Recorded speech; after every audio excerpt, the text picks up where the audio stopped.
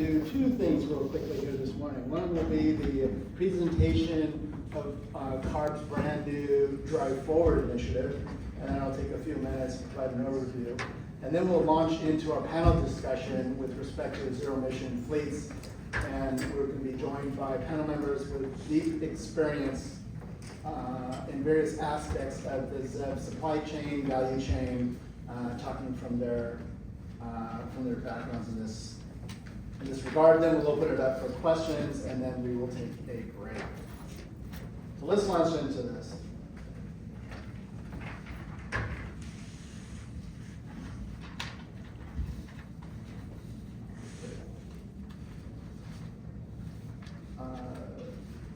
Despite federal attacks on California's environmental authority, California continues to pursue its goals to protect public health. Last year, the governor signed executive order reaffirming California's commitment to deploy zero-emission vehicle technologies. This was followed by a series of listening sessions referred to as ZEV Forward, which brought together expertise from public, private, industry, state agencies, and out-of-state entities as well. Building on the foundation established through these listening sessions, and in response to the executive order, CARB launched its Drive Forward initiative.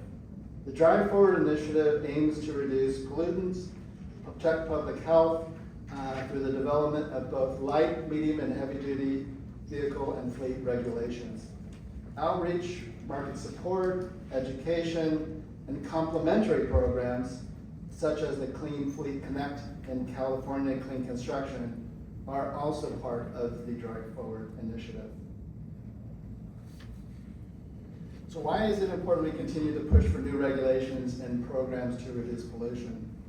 The first reported incidents of smog occurred in the 1940s in Los Angeles. Since the first vehicle pollution standards were adopted in the 1950s, California has made tremendous progress that has led to continued improvements in air quality, even as population and the number of vehicles has increased. Even still, millions of Californians still breathe unhealthy air every single day. We know trucking is essential to California's economy. Trucks move nearly all the goods that California relies on every day, and they support millions of jobs across the state as well. Although trucks make up only 7% of the vehicles on California roads, they are responsible for 20% of the transportation-related greenhouse gas emissions and nearly half of the transportation-related NOx emissions. This chart illustrates the disproportionate impact of trucks on our air quality and climate goals. As you can see, their emissions far outproportion to the numbers, which is why reducing truck pollution is one of the most effective ways to protect public health, while ensuring a strong, reliable freight system. Given this information and knowing we need to continue to reduce pollution, staff are working on potential new rules for heavy-duty and light-duty vehicles. I'm going to go into a little bit about these rules here in just a moment. As we shape this approach, we're focused on delivering real health benefits where they're needed the most. We are particularly interested in incentivizing early action by manufacturers, given the urgency we have to make up for the lost emission reductions as a result of illegal federal actions. We also want to make compliance achievable and straightforward as possible. If the rules are too complex or burdensome, we risk slowing down progress. Fairness is another key consideration. A level playing field means ensuring that no one, whether a small business or a large operator, is unfairly advantaged or disadvantaged. And finally, we are being mindful of ripple effects. We want to avoid unintended consequences. This slide outlines the scope of any potential heavy-duty rulemaking effort. Staff are exploring a focus on vehicles over 8,500 GVWR, those vehicle weight rating, operating in California. These new regulations could affect manufacturers, owners and operators, and entities that hire truck services. In addition to potential rules, we are also looking to adopt incentive programs and voluntary initiatives that encourage zero-emission vehicles, or ZEVs, are also important to the Drive Forward initiative. Clean Fleet Connect is an upcoming interactive web tool that provides publicly available list of fleets that have proactively adopted ZEV technologies. The tool will be open a little bit later, and volunteer participation is anticipated. As we develop new standards, strategies, and programs to reduce emissions, we want to get input from those most impacted. That means building on what we've already done, but doing more. As we move forward, we'll continue gathering input that will help shape the proposal itself. And here's a schedule for our Drive Forward initiative through adoption by our board. We are now in deep engagement with fleets, with communities, and a lot of the elements of the factions we see here on the panel today. In 2027, we will continue to develop our regulations on both the light duty and the heavy duty side with adoption next year. And there's some information, and this is in your packet, on how you can continue to stay involved in the Drive Forward initiative. Great, thank you for the Drive Forward initiative. We will not take questions right now. We have a staff in the one-on-one room, and then staff that will be available throughout the rest of the Clean Truck Check event, the One-Stop Truck event today. We will now launch into our panel discussion, and I'm going to provide a few context slides for our panel, for our discussion, and then we will move on this conversation to go. So, heavy duty fleet engagement across the zero emission space are going to have new partners. This is simply a snapshot of the regulatory entities such as CARB, the consumers, the labor and the workforce piece, dealing with your dealers and upfitters, the compliance requirements, and we also draw attention to not just a California effort, but this is a binational effort as well. Certainly the role and impact of infrastructure that all of these fleets are subject to and developing and must engage with for successful deployment. So recently, over the last 2 weeks, in preparation for the event today, I did a snapshot of, so what's in the media, what's out there, what has that current commodity value, if you will, what is the world talking about in the fleet world. The first one is, we, California, surpassed $1 billion for our HVIP program in April. So that's that first headline there. This is solely focused on incentives for medium and heavy duty.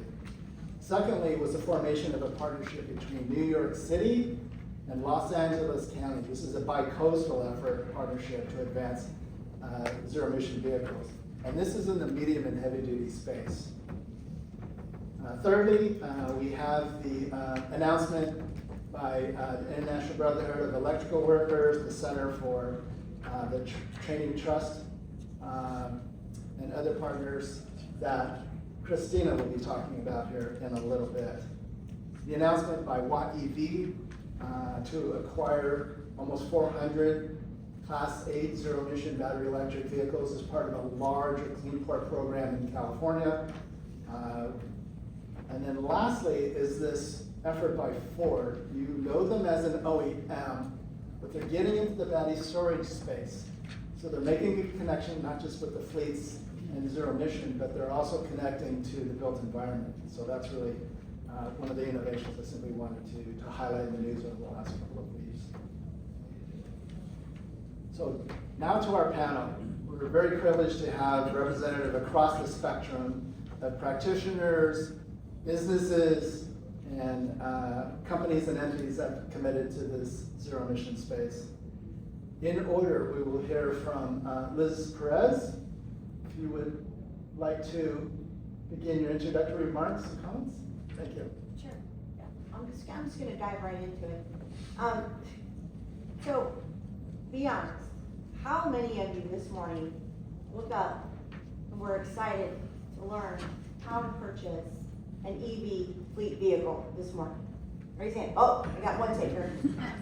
Okay, all right. And then on top of that, and I think you've already heard from Larry and the CARB team here, California has some of the most robust incentive funding opportunities in the nation, wouldn't you say, right? So some of the most robust. However, there's a challenge, and that challenge is why we're here today. That challenge is to navigate through the different webs of funding and incentives. And it seems pretty believable, yeah. There's a lot of opportunities here in California, but that challenge is that the fleet operators are not being asked to buy or lease these vehicles. That's not what they want to do. They want to be able to navigate through vehicle procurement. They're being forced to. I'm going to use that word, sorry. I'm from the Central Valley because I grew up around the farm. He's laughing, part of my team. Because I hear the farmers talking about this. I hear the operators upset about this. They're being forced to learn how to do the vehicle procurement, the charging, how to do the charging infrastructure, the utility coordination, permitting, construction, the workforce training development that's also being required, and the ongoing operations. And across California, operators know they need to electrify. That's why you're here today. They know the regulations are coming, the transition is coming. But for many organizations, especially those in rural and tribal and historically underserved communities, that path forward isn't so clear. So I've sat in meetings throughout California, particularly Central Valley, where fleet operators are not asking, when are we gonna have to electrify our fleet? It's here. They're asking, how the heck can they afford it? And how can they implement it and survive through that navigation process? So most of the organizations are not trying to buy or lease vehicles, they're trying to maintain their operations. I jumped right into it. And so for those of you that don't know me, which I think a lot of you don't know me here, my name's Elizabeth Perez. I'm an enrolled tribal citizen of Norfolk Rancheria, Mono Indians of California, right in the exact center of California, and we have a big billboard sign that says that. And I'm a U.S. Navy combat veteran, and I'm also a licensed B contractor. We've had my company for almost 2 decades. We're a renewable energy firm, GC Green, and also Native American Energy Services Company, which you see here. And our new venture that we're launching today, actually, our website just went public, GCG Fleet Solutions. And we launched that because as we're talking to customers, I just left the job site over here at San Diego Unified. We're installing EV chargers, 13 of them with mini microgrid backup storage, battery storage as well. As we're developing this infrastructure, a lot of tribes or underserved communities are saying, how do I buy an electric vehicle to go with this? So there's that disconnect. And along with that disconnect, and those challenges are opportunities. And that opportunity, of course, for entrepreneurs is here. And that opportunity is here also for you, so we can be able to also identify what those challenges are to help you buy your vehicle, connecting with the right resources, the funding opportunities, and then also the infrastructure and funding opportunities to go ahead and build that project. And we have been doing this for many years. And I'm excited to be here, so I woke up excited to be here, to be able to share that information. And my team, who's here with me today, Elias and Rick, we are here to, thankful, number one, that CARB invited us today, and looking for partnerships like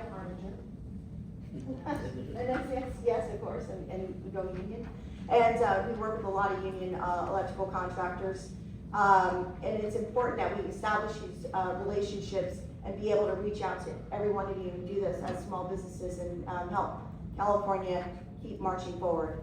We like being number one. So.